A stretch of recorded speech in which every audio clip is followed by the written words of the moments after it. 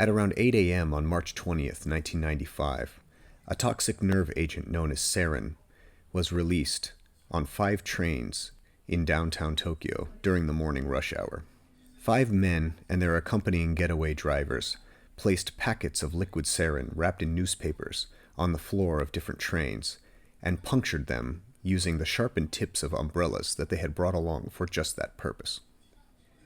These 5 coordinated attacks killed 13 people, severely injuring 50 more, some of whom would later die as a direct result, and caused breathing problems, vision problems, severe headaches, and lasting health issues for thousands more. The 10 men who carried out this attack were all Japanese, and they all belonged to a New Age religion turned doomsday cult known as Aum Shinrikyo, which roughly translates to Om Supreme Truth Religion. The group was led by a pharmacist in a Chinese medicine shop and part-time yoga teacher who went by the name Shoko Asahara. He fashioned himself a guru, in Japanese sonshi, and managed to grow a large cult following. He also claimed to be able to levitate and use telepathy to read people's minds, and he at one point declared himself a god in human form. At first, he taught his followers meditation and relaxation techniques, and he would take frequent trips to India, and he actually met the Dalai Lama on 2 separate occasions. And later he would run in the Tokyo mayoral elections, but fail horribly. And it was around that time that he began turning to acts of violence and using some of Nostradamus' predictions of the end of the world, that the world would end in 1999. His followers began sort of a militant campaign, ruthlessly carrying out his wishes. I don't use the term cult lightly, but it was truly a cult in the sense that Asahara was able to recruit many of Japan's best and brightest from the top Ivy League universities, people that felt like they didn't have a place in society, people that felt that they wanted more from the world around them, and that they were kind of stuck in their lives. And by joining Aum Shinrikyo, they were able to get a lot of funding for their research. And if they followed Asahara's way, rejecting their families, rejecting their material lives, they could reach a higher purpose. If you're interested in this stuff, you can go look it up on your own. I'm actually here to talk about Haruki Murakami's book, Underground, The Tokyo Gas Attack and the Japanese Psyche. So this is one of the most fascinating of Murakami's books to be translated into English. For a long time, this was his only nonfiction book that was translated. And this is a book that a lot of people don't talk about, because when you hear the name Haruki Murakami, you think about magical realism, you think about talking cats and sheep men and wells and women's ears and things like that. But this is a very serious book. And on this anniversary of the Tokyo gas attack, I wanted to talk about this book a little bit because I found this book to be an excellent resource in looking behind the media curtain, the real perspective of what people went through on that terrible day 30 years ago.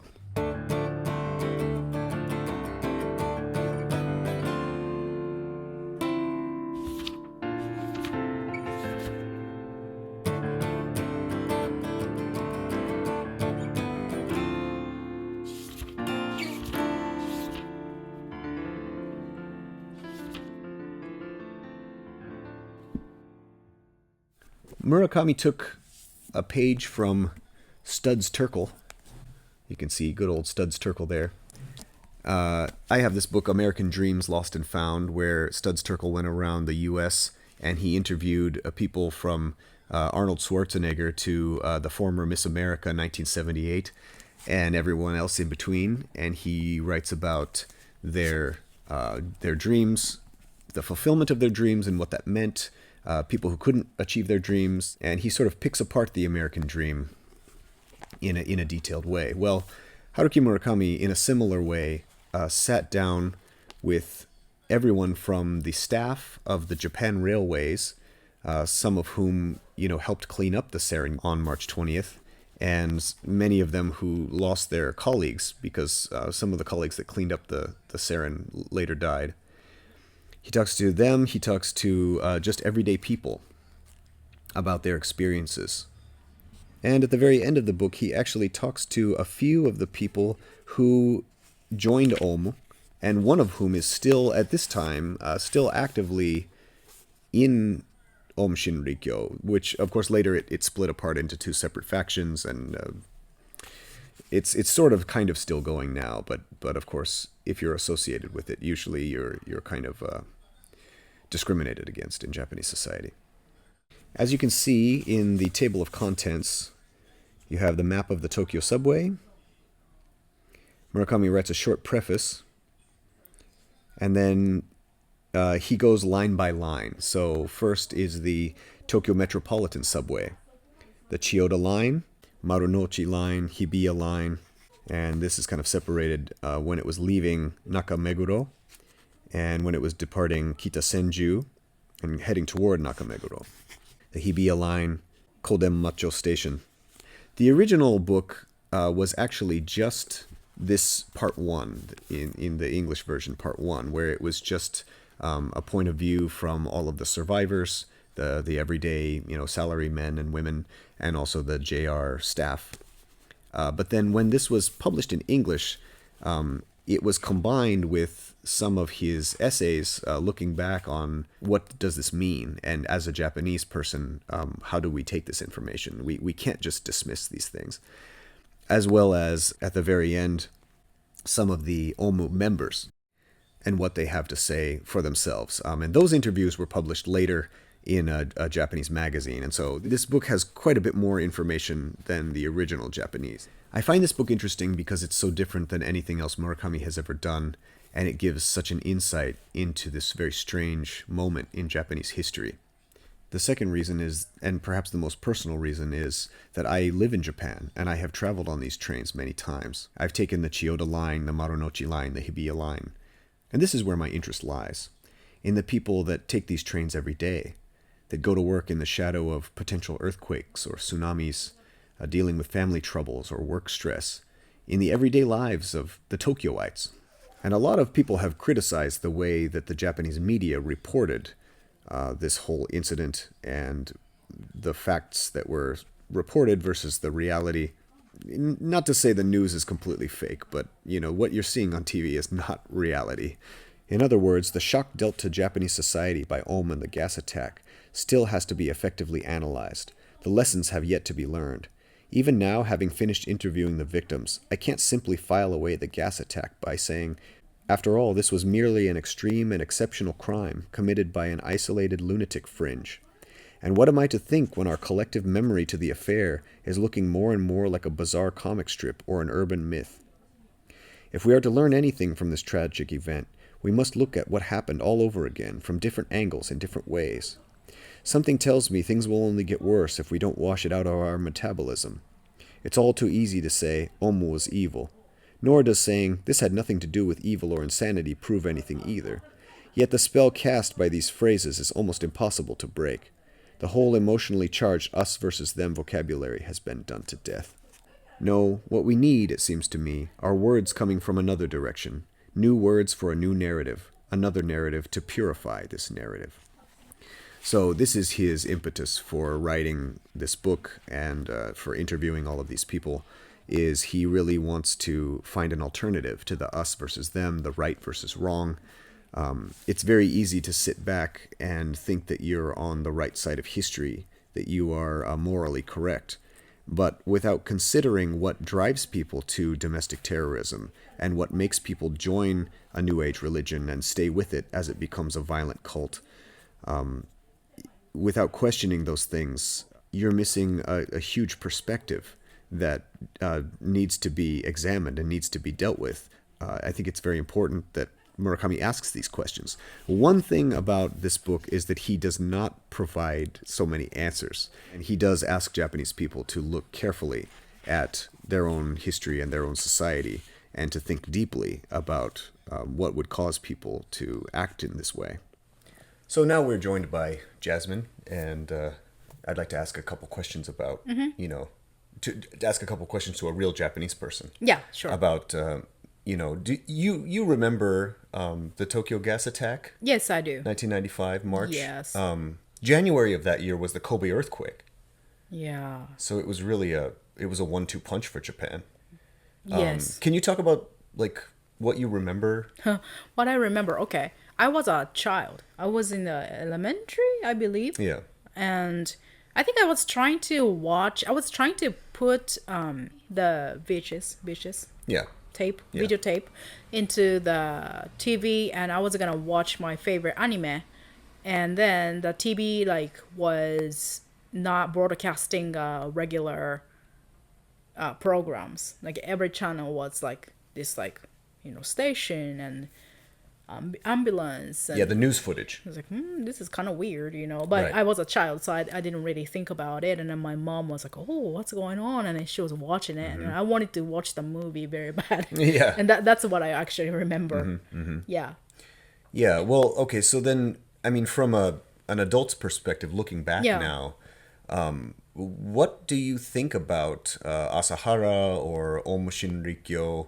As a Japanese person, what do you think about it? Yeah. It's a difficult question. Well, in every country, I think there are some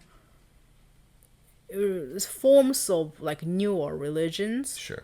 And it almost just happened to be a very violent and then just exceptional one.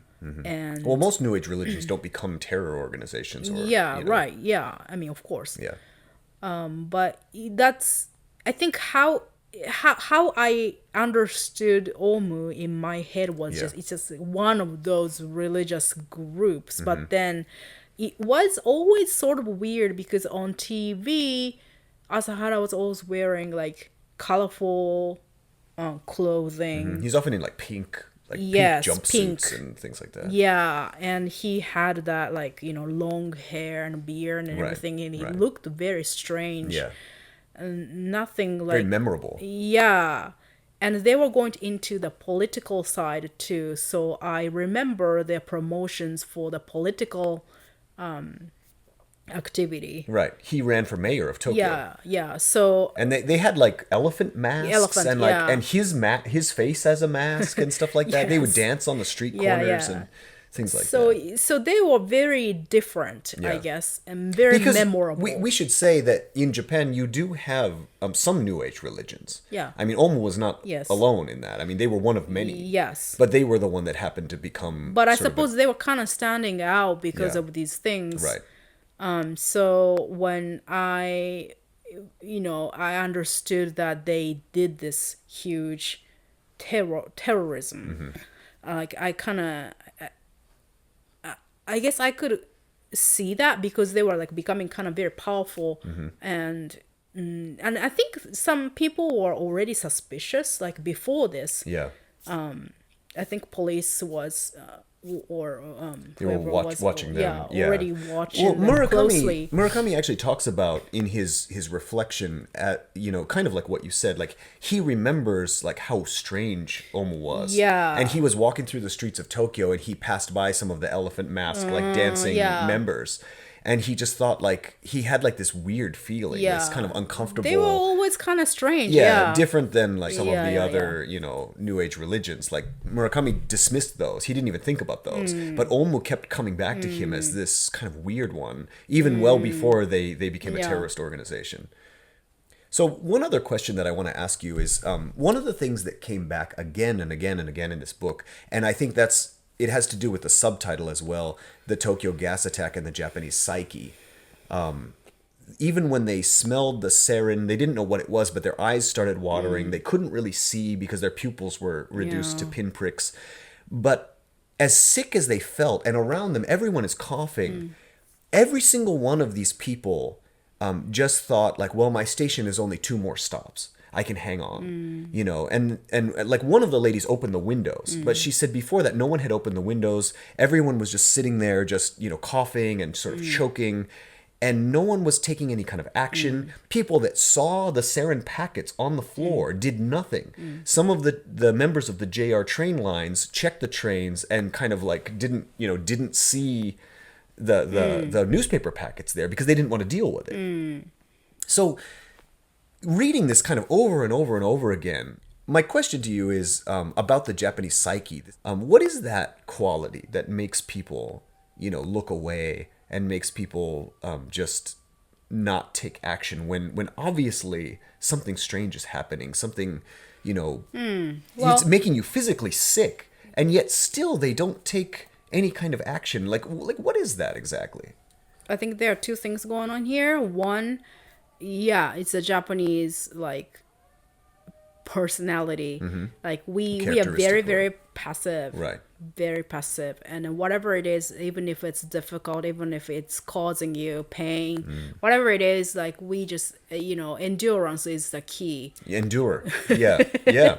For us to survive in this society. Right. So I mean, that's what we are taught and trained, and that's what you do, because you don't want to disturb others and the harmony. Right. It's very important to be collective. One of the people in this book says if this had happened in the U.S. or in a foreign country, in a Western country, probably someone would have taken action. They would have taken the packets out. They would have opened all the windows or something like that. Second point is that back then, nobody ever thought that was possible. Well, sure. It never ever happened. Right. In Japan, at least. Right. Of course. And I mean, so no one would think this trash was causing it. I don't think they thought of that. Maybe if they knew, they would have done something. But I don't think anyone had any clue what was going on, I think. Well, that's also a lot of the people say, they thought it was a little strange. There was this packet there. Even after the JR staff removed it, there was some stains on the floor. The sarin was still there. But we had no idea. Yeah, but they didn't really know what it was. Yeah. They thought it was just this liquid that smelled weird. Yeah, I know. So, I mean, after this, we removed all the trash bins from the stations, Right. and then, you started seeing this sign everywhere. If you see anything suspicious in a train or at a station, please let us know, kind Right. of sign. Right. And then we are aware this could happen. But, I mean, when this was actually happening, I don't think anyone was really... I mean, we are passive, but if we are, dying, we would do something. But Right. I think we just had no idea. Yeah. Maybe it's kind of the twofold I aspect. think those two things. Yeah. Okay. This is a little, very, very messed up case, and I think it's just sometimes religion is a place where, if you don't belong to anywhere in the society and you feel like you're not accepted anywhere, sometimes people go to the religious place. It's really hard to say. Well, let's talk about what you just said about if you don't have a place. One of the other interesting things about this to me was not only people who were, let's say, desperate, or people who were maybe really looking for religion in the traditional sense. They're losing their grip, you could say. They joined Omu. But also, some of Japan's very top researchers, their top scientists, their top Ivy League graduates joined Omu because they also didn't have a place or didn't feel like they were being used. Their capabilities were well beyond what was required of them. And that's also a really interesting and kind of twisted part of this story. In order for people to find the right place in a society, sometimes, the brain is not the only thing that you have to have. You have to have social skills and, compassion and, Right. It takes a lot for us to fit into the society, and Right. and I think these people just had their brain. They were bright, but they couldn't just use it well. And I'm not saying that's why it was okay. This is not okay. I just still feel very, very heavy about this subject. For those innocent people who just happen to be in the train. Of course. But I feel this kind of shows the dark side of Japanese society, how we love those like status, social status, and like, you know, better colleges equals, you know, better job. And if you focus too much on that, like people get twisted a little bit, and they just kind of get lost and start finding this kind of like a real messed up place to end up. Yeah. We tend to have this like a lot of people like this, you know, Yeah. like who can't go out of their house, and they can't like get involved with other people, and in a school or a workplace, like they just in house all the time, and they can't really have a life. Right. So Japanese society in one way is very suffocating. And so I think it's always our issues that to fix this, like personally, individually, and also socially, collectively, like we have to provide and like think for these people who have difficulties fitting into the society. And then like once they fall, they really have no place to be. Right. And There's no way to climb back from that, or yeah. I always feel like that's really like the margin of Japanese society. people on the margins. On the margins, yeah. Yeah. It was a strange time in Japanese history, and I'm very interested in this whole experience, even though it's really dark. Yeah. But I appreciate you talking with me about it, and we were both Murakami fans. But this is for a very long time, until very recently, this was his only published, his only translated nonfiction work. Yeah.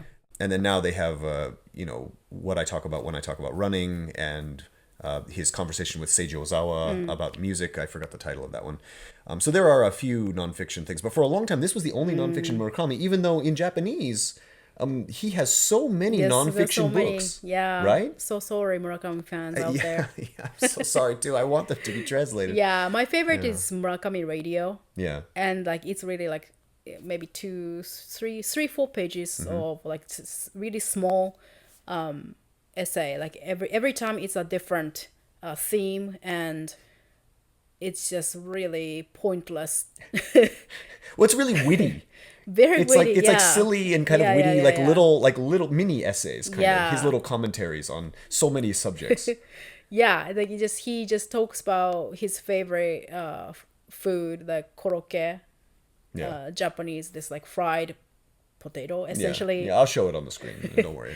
And how much he loves it, and he just makes it in a bunch all at once, and he freezes them in the freezer so that he can eat it anytime. But then one day, like the blackout happens, and then he has to forever deep fry these things. Yeah, because they're all melting. The freezer dethaws, and then he's got like hundreds of korokke that he's like frying as fast as possible and eating as much as he can, because it's all going bad. It's that or kind before of, like, it goes bad. Yeah. Silly story to like he starts wondering about the astronaut, like how do they go to the bathroom, kind of like this, really kind of gross, like. Yeah. Like, did you know about this kind of thing? The burning questions that we all wonder about. Just like it makes you kind of like laugh a little bit, and very light-hearted Murakami is like found there, and I enjoy it very much. Yeah. This of course, this book is completely the opposite. It's very serious Murakami. Not silly at all, but it's also, I think he really took a big chance to make a book like this. Yeah. And when the media was sort of in its little bubble, he said, well, how about the real people behind this thing? And he went behind the scenes, and he really dug deep. Yeah, he must have felt strong about this. Yeah. Okay. Well, thank you so much for talking with me. Thank you. All right. That was kind of a dark subject for today, but it's been 30 years since the Tokyo gas attack, and I just wanted to talk about this book. So, as always, I'm Chris Crescent. This is Talking Tsundoku Blues. Thank you so much for watching. I'll see you again.